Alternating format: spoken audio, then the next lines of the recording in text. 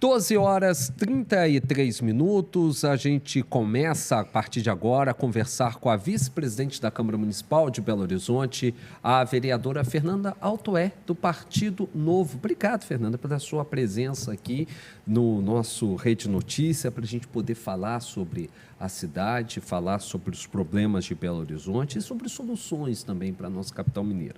Você está à frente de uma comissão muito importante, que é a comissão que está discutindo um novo contrato de ônibus na nossa capital.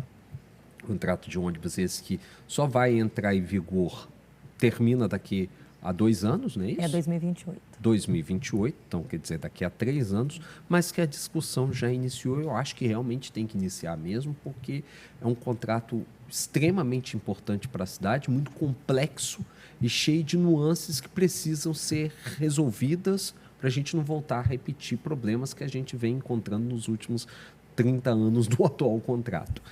Em meio a essa discussão, a Câmara pode pautar para esta semana, para sexta-feira. Fontes minhas dizem que já está definido, mas hoje tem uma reunião do Colégio de Líderes que pode ainda modificar uma situação. Pode pautar a votação do projeto de lei que pode instituir a tarifa zero em Belo Horizonte. Diante da sua visão, a gente viu hoje a instalação de uma nova linha para vilas e favelas aqui, gratuita, já são 13 no total que já foram instalados. Isso foi a própria Câmara que conseguiu em discussões na primeira obrigatoriedade do subsídio, né? Então, em contrapartida, aumenta a gratuidade. Você acha que Belo Horizonte está pronta para tarifar zero todo o transporte público da capital? Ou isso pode ser feito de maneira paulativa, devagar, gradativamente para a nossa cidade? Vereadora, muito boa tarde. Bem, primeiro, boa tarde, André, boa tarde, Janaína. Boa tarde. Agradeço muito a oportunidade de estar aqui na TV Horizonte, também está na Rádio América e na Rádio Cultura.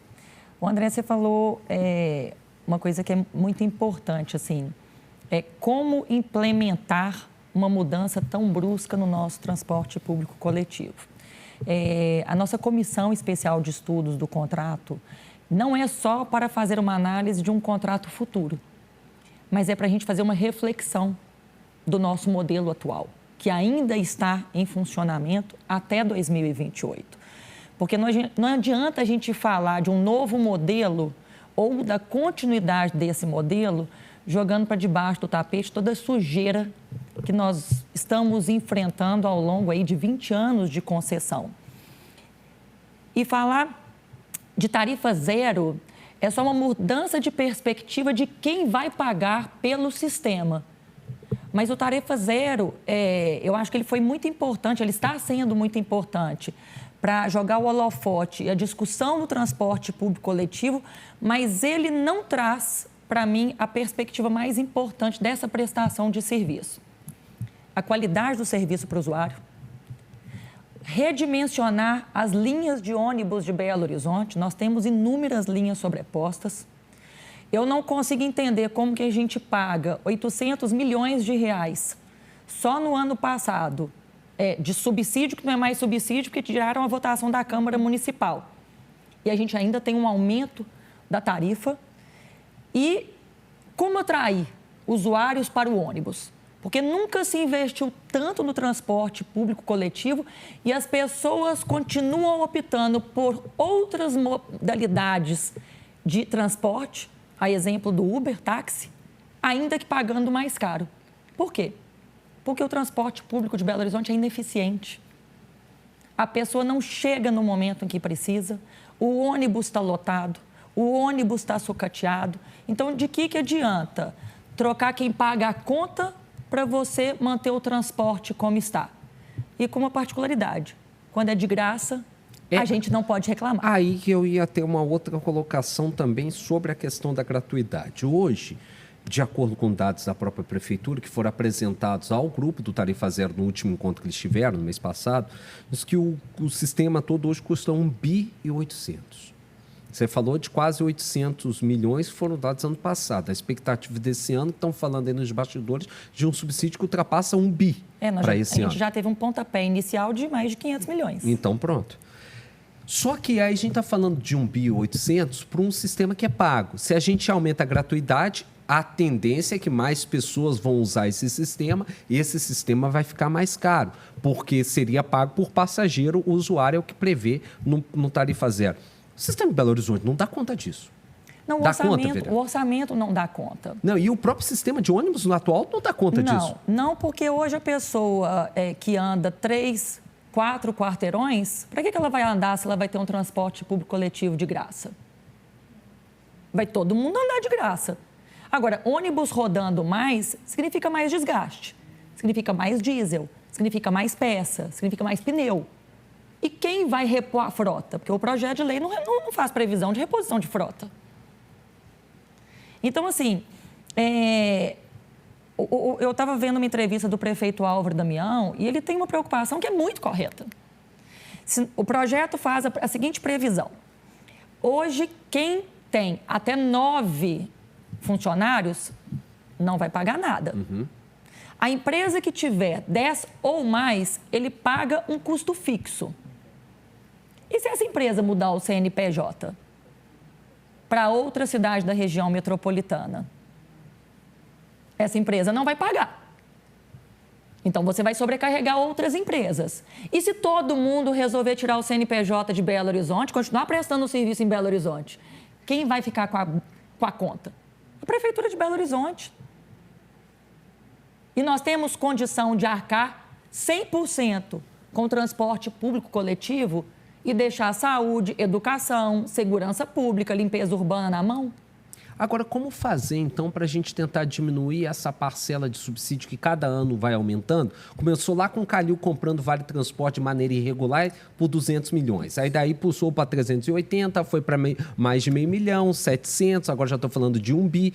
E a tarifa continua aumentando, o serviço é ruim para caramba, né? Não tem como passar pano. E, além de tudo, esse caixa forte, quem determina como que compra, como que não compra, quanto que eu gasto, deixo de gastar, continua na mão das empresas. Como é que a gente muda esse panorama, vereadora? André Ginaina, eu acho assim, há pontos que nós precisamos colocar o dedo na ferida, que são pontos inegociáveis. O primeiro ponto inegociável é transparência do sistema.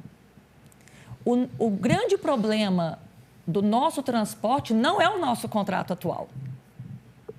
Nós já fizemos uma reunião sobre isso na Câmara Municipal, na nossa comissão. O nosso contrato, ele foi um contrato muito bem desenhado, mas pessimamente gerenciado. Porque a partir do momento em que começaram a descumprir o contrato para fazer politicagem, o cidadão pagou a conta. E pagou uma conta cara para ficar com um serviço ruim. A partir do momento em que a gente parou de ter auditoria no sistema, e isso foi em 2014, porque o nosso contrato faz uma previsão de auditoria no sistema a cada 4 anos. Nós não temos auditoria no sistema desde 2014. Então, a grande verdade é que ninguém sabe qual que é o preço da passagem em Belo Horizonte. Como é que faz? Como é que coloca preço na passagem? Como que fixa o subsídio? Eu quero essa resposta. E um dos grandes problemas, vereadora, 2028 já está aí, chega uma nova concessão. Não seria a ideia de diminuir esse prazo dessa concessão dessas empresas que ficam décadas aí? A gente tem um sistema precário de transporte público, né, cada vez pior. Não conheço uma pessoa que não tem essa reclamação, pelo menos uma reclamação de todas as linhas. Não seria diminuir esse prazo, em vez de anos, tentar fazer em menos tempo? Essa, para mim, é uma falsa percepção, sabe, Janaína? Porque toda concessão que requer um investimento muito alto, e o transporte público coletivo é um investimento muito alto. Cada ônibus custa em torno de 750 mil a 900 mil reais. E, de acordo com o nosso contrato, a obrigação de oferecer ônibus é do prestador do serviço.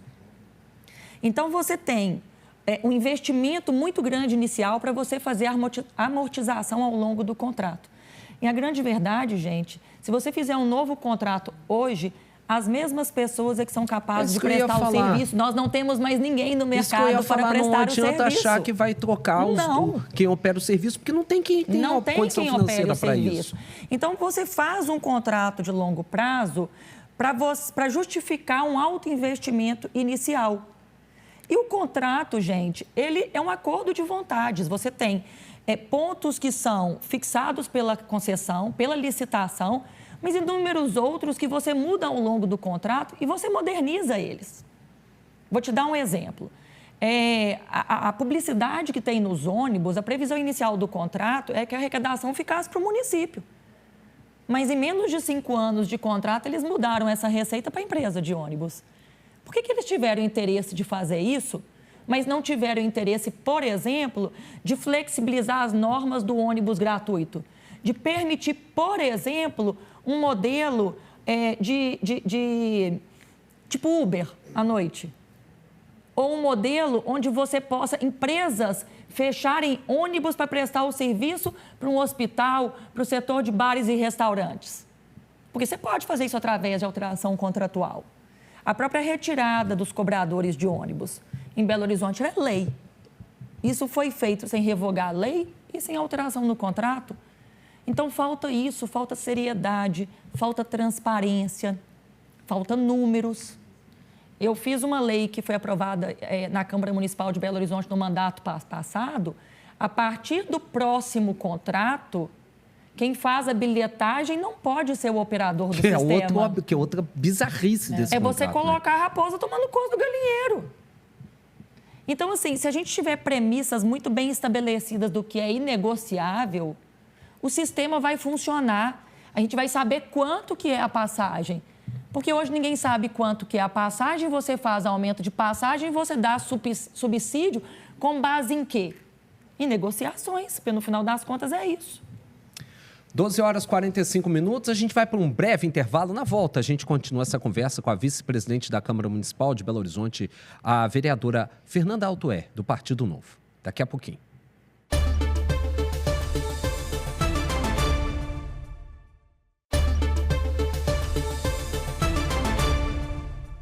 Estamos de volta com o nosso Rede Notícia em transmissão simultânea pela TV Horizonte no canal 30.1, também no nosso YouTube, @tvhorizonte.oficial, na América FM 107,1, na Cultura M nos 830 kHz e também no nosso aplicativo Vox. Ainda não baixou? Entra lá na sua loja de aplicativos, na Apple Store, na Play Store, baixa o Vox para você ver e ouvir a TV Horizonte e a Rádio América onde você quiser, no On Demand. Agora em Belo Horizonte, 12h49, a gente segue a conversa com a nossa convidada de hoje, a vice-presidente da Câmara Municipal de Belo Horizonte, a vereadora Fernanda Pereira Altoé, do Partido Novo.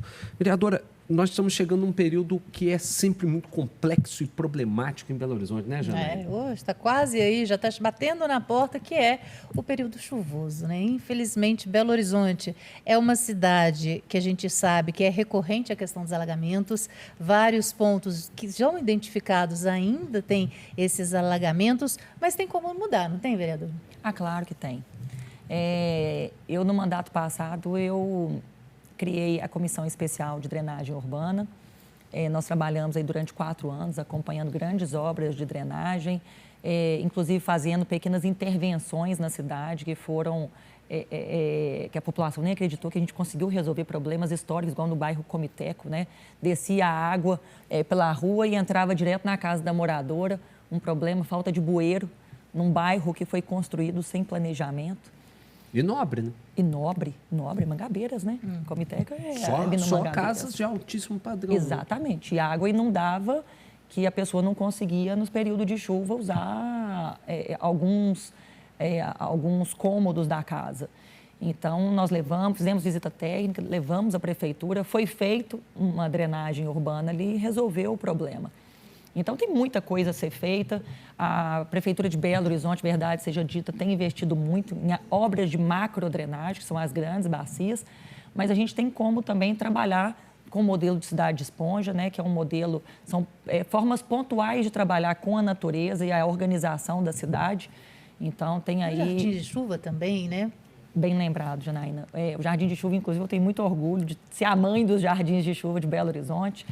Foi quase que 100% de uma emenda parlamentar minha do ano de 2021, foram executados em 2022 e 2023, 66 jardins de chuva para ajudar a resolver a questão da vilarinha, e que agora, inclusive, já está sendo implementado no hipercentro da cidade, com planejamento para outras regionais de Belo Horizonte, através de um remanejamento orçamentário também que eu fiz. E como é que funciona esses jardins de chuva, vereadora? O projeto foi desenhado pelo professor Nilo Nascimento, da UFMG. Não é um grande jardim, o pessoal ficou com medo, né, de ser uma floresta. É uma vaga de rua, onde você tem uma vegetação específica, onde vai captar o excesso de água que fica sobre o asfalto. Ela faz com que essa água entre mais devagar no lençol freático. Nós temos inúmeros rios subterrâneos. Então, você reduzindo a velocidade da água, você faz com que a água, ao invés de escoar rápido, e isso faça, igual acontece no Arrudas, né? Ele transborda de uma vezada só. Não. Ele vai fazendo com que a água entre mais devagar no lençol subterrâneo, dentro dos nossos rios subterrâneos, a água vá mais devagar. E, inclusive, através de um estudo da prefeitura, descobriu-se que essa água, inclusive, está penetrando de forma mais limpa, mais pura, porque está sendo feita não só a drenagem, mas também a purificação. Nós tivemos um problema em Belo Horizonte, que é um problema histórico, que a cidade foi completamente impermeabilizada em várias áreas. Quando a gente olha para o Dente de Moraes, era um grande rio que passava ali e se tapou. Professor Moraes, outro riacho que passava, outro córrego que passava por ali. O asfalto cedendo, aquela Barra Eleodora. Né? Mas soluções são possíveis. Agora, a nossa parte a gente tem que fazer também, né, vereador? Também não adianta sair jogando lixo pela rua, descartando qualquer coisa para qualquer canto, que não vai adiantar nada, né? Precisa. A gente estava até comentando sobre isso. Eu tive numa visita técnica na região norte, nos córregos Tambaril e Fazenda Nova. E o que eu fiquei muito impressionada, diz que é a região que mais tem placa de ponto limpo, e nós chegamos lá, estava completamente sujo, com muito lixo.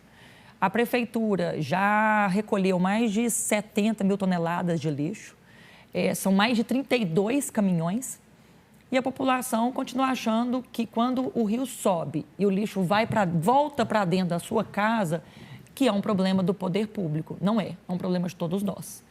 Então, aqui em Belo Horizonte mesmo, a gente vê, tem poucas lixeiras. Gente, uma cidade limpa não precisa de muitas lixeiras. Ela precisa de uma população consciente de que ela pode colocar um papel de bala dentro da bolsa, de que ela pode colocar uma latinha vazia dentro da mochila e jogar isso no lixo de casa. E separadamente ainda por cima. E separadamente. Então, eu acho que a gente precisa ter uma nova consciência, a gente precisa ter uma nova postura. A prefeitura precisa fazer o papel dela, nós precisamos fazer o nosso para a gente não sofrer depois com problema de rato, com problema de barata, com problema de escorpião. Teve recentemente num hospital aqui de Belo Horizonte, se não me engano, foi no Hospital das Clínicas, tiveram que retirar com urgência bebês. Por conta de surto de piolho de pombo. Exatamente. Piolho de pombo, colocando em risco bebês recém-nascidos dentro de um hospital na região central de Belo Horizonte. Então, assim, se a gente não começar a ser mais consciente do nosso papel dentro da nossa sociedade, o lixo vai voltar para dentro da nossa casa através, né, de insetos e de escorpião e barata.